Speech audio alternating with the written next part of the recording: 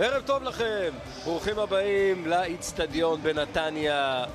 רגע האמת הגיע, רגע האמת קודם כל של חדרה, שהחלה את העונה הזו בסערה, שעלתה ליגה, שהייתה באמת הקבוצה השנייה של כל אחד מאיתנו, כי נורא כיף לעוד אנדרדוג שעושה נעים לליגה, עושה נעים כי אין כסף אבל יש ניצחונות.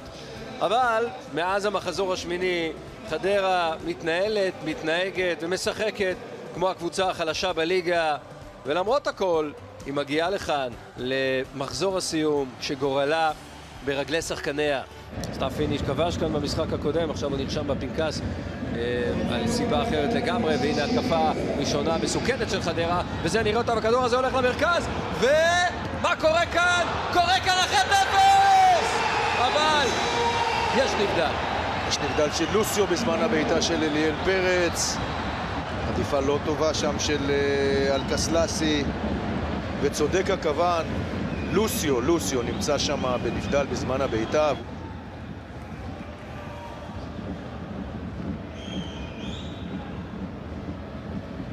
שוב שולחים את אילון אלמוג, ואלמוג יוצא עם הכדור עכשיו בתוך הרחבה, שלושה ממתינים וזה נכנס, וזו חדרה, וזה 1-0 כל כך טוב לחדרתים, כל כך חשוב לכבוש בשלב כל כך מוקדם.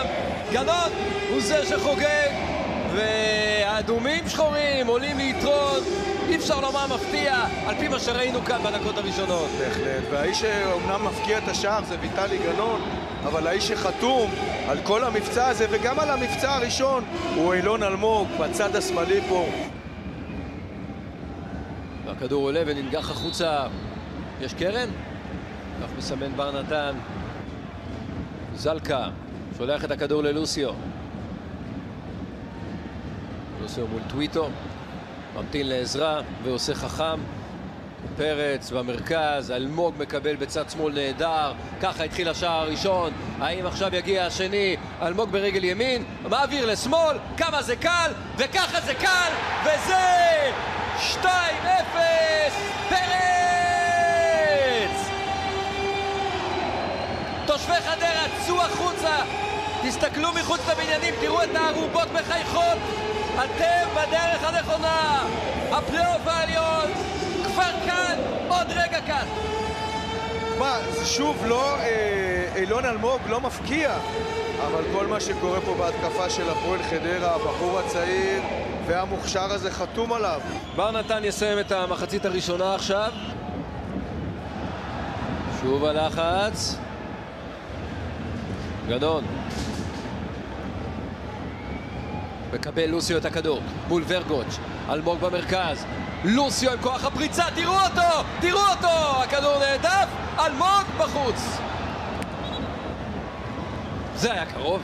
היה קרוב, אמרת הכל, שאמרת תראו את כוח הפריצה, זה העוצמה של לוסיו במרחקים האלה, להיכנס, לשים טוב את הגוף, לעשות צעד ראשון מהיר. קניקובסקי משחק מתחת, כן. שאלה אם אולי הוא יזיז את אחד מהם מתחת. מלאדה הצידה. עוד כרטיס צהוב, פעם לבה בידי, ולמד על הדשא, פיניש מעלה, הנגיחה הולכת לידיים של ג'ידה. למד עוד רגע שובר שיאי גינס. ממש. 3 שניות על המגרש, נגיעה ראשונה בכדור וכמעט שער. 5 צהובים ממתינים על קו ה-16. ברשצקי. וזה מגיע למלמד! רציתם דרמה? בבקשה חברים, יש לנו דרמה! 2-1! חדרה עדיין לא בפלייאוף. יש משחק חדש. כן, וזה מה שבהרבה מקומות רחוקים מכאן חיכו לשער הזה. גם כאן אוהדי נתניה שנמצאים ממש מתחתנו חיכו לשער הזה. ומכבי נתניה, הרגע אמרנו, אולי מכינה לנו הפתעה לסיום. מוטי, תראה עכשיו את חדרה עם הרבה שחקנים בהתקפה ועם פרץ, הרבה שלווה, קרצב, ואולי עכשיו תגיע בעיטה, מגיעה בעיטה, אלקסלסי לוקח את זה. חדרה אבל צריכה לחשוב כשהיא יוצאת להתקפות שלה שהיא לא חייבת גם כל התקפה לחפש את השער השלישי.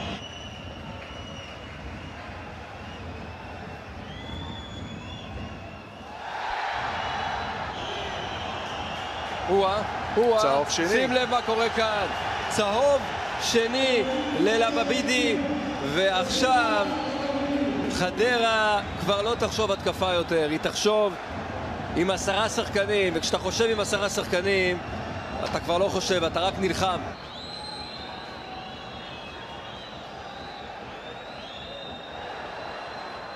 טוויטו מקבל כדור טוב, מעביר אותו נהדר, ו2-2!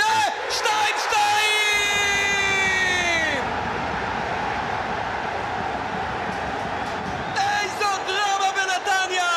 היא חוזרת, גם חוזרת! איפה חדרה? כרגע חדרה לא קיימת! האם נתניה גם חושבת על ניצחון? בכל מקרה, דרמה בשיאה! זהו! זה נגמר! חדרה בפלייאוף העליון, ומי שלא ראה את השמחה באצטדיון נתניה לא